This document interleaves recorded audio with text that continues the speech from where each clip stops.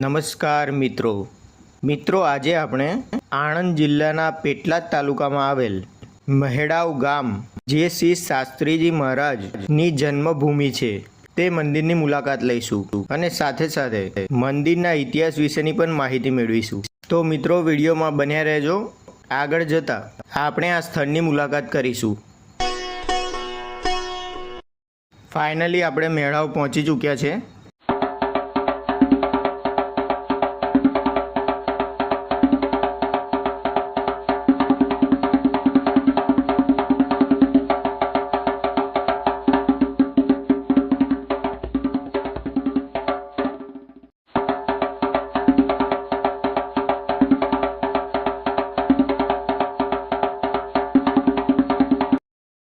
મિત્રો તમે જે અત્યારે પ્રવેશદ્વાર જોઈ રહ્યા છો તે મહેડાવ ગામનો પ્રવેશદ્વાર છે। અહીંયાથી જ એન્ટર થઈને આપણે શાસ્ત્રીજી મહારાજના જન્મભૂમિ સ્થળની મુલાકાત લઈશું। મિત્રો તમે અત્યારે જે જોઈ રહ્યા છો એ શ્રી શાસ્ત્રીજી મહારાજનું જન્મસ્થળ છે। મહેડાવ એ આણંદથી 70 કિલોમીટરના અંતરે આવેલ છે। શ્રી શાસ્ત્રીજી મહારાજ ભગવાન શ્રી સ્વામિનારાયણના તૃતીય આધ્યાત્મિક અનુગામી હતા। સન 31 જાન્યુઆરી 1865ના રોજ વસંત પંચમીના દિવસે પાટીદાર કુળમાં આ સ્થળે શ્રી શાસ્ત્રીજી મહારાજનો જન્મ થયો હતો। દીક્ષા લેતા પહેલા તેમનું નામ ડુંગર પટેલ હતું।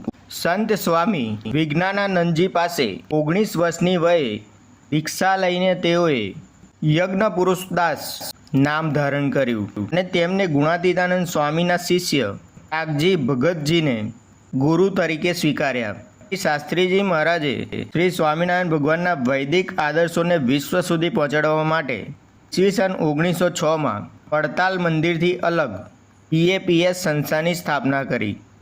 બોચાસણ, ગોંડલ, ગઢડા, સારંગપુર અને અટલાદરા 5 જગ્યાએ શિખરબદ્ધ મંદિરો બાંધીને સંસ્થાનો વિકાસ કર્યો। તે દરમિયાન તેમણે ઘણા કષ્ટો સહન કર્યા। આખરે BAPS સંસ્થાની સ્થાપના કરી। આ જ ગામમાં શ્રી સ્વામિનારાયણ ભગવાનનું એક વિશાળ મંદિર પણ આવેલ છે। હવે આપણે તે મંદિરની મુલાકાત લઈશું।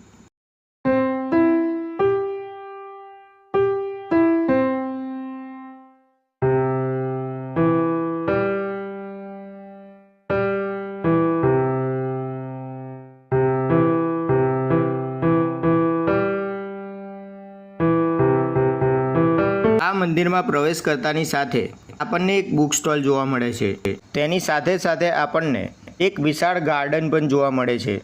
આ ગાર્ડનમાં ફૂલ છોડ તેમજ ઝાડને સુંદર શેપ આપવામાં આવ્યો છે।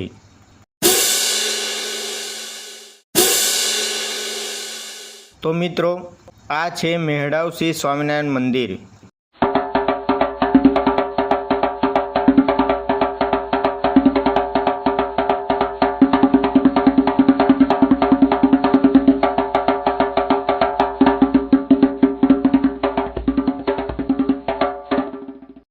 ભગવાન શ્રી સ્વામિનારાયણ સંપ્રદાયને દઢમૂળ અને ચિરસ્થાયી બનાવવા 6 જેટલા સ્થળોએ એટલે કે અમદાવાદ, ભુજ, વડતાલ, ધોલેરા, જૂનાગઢ અને ગઢડામાં શિખરબદ્ધ મંદિરો બંધાવ્યા હતા।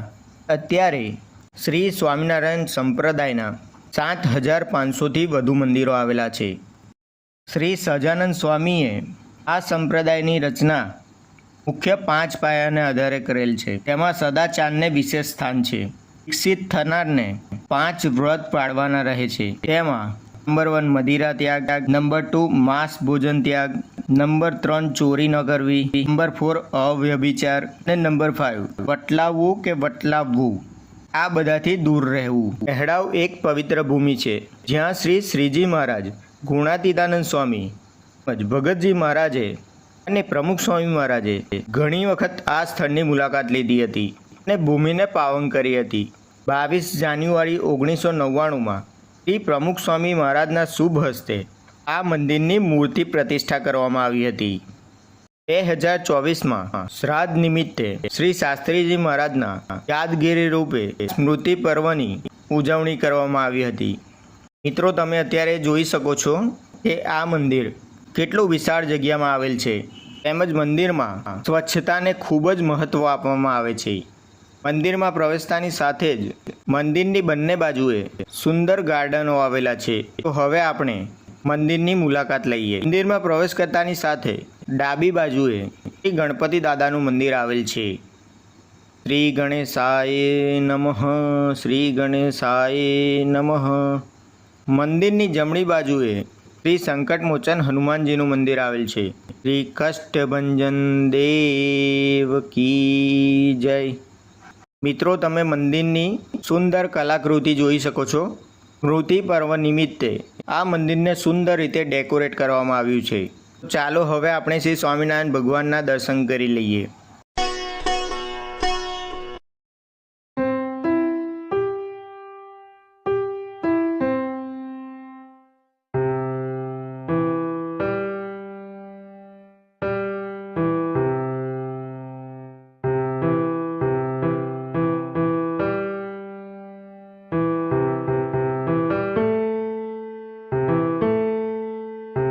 મંદિરની પાછળની બાજુએ સંત નિવાસ આવેલ છે, તેમજ એક વિશાળ જગ્યામાં સભાગૃહ પણ આવેલ છે. સાથોસાથ આપણને શ્રી સ્વામિનારાયણ ભગવાનની સુંદર મૂર્તિના પણ દર્શન થશે.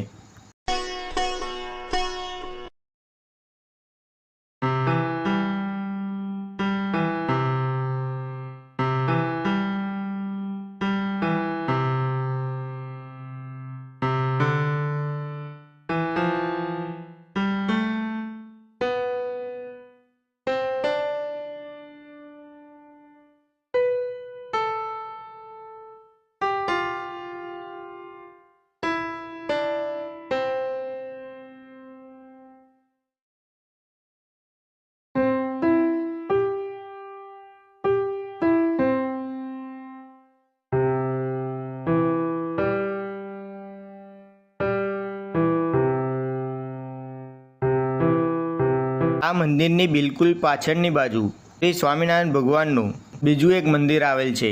ચાલો તે મંદિરના દર્શન કરીએ. શ્રી સ્વામિનારાયણ ભગવાન કી જય.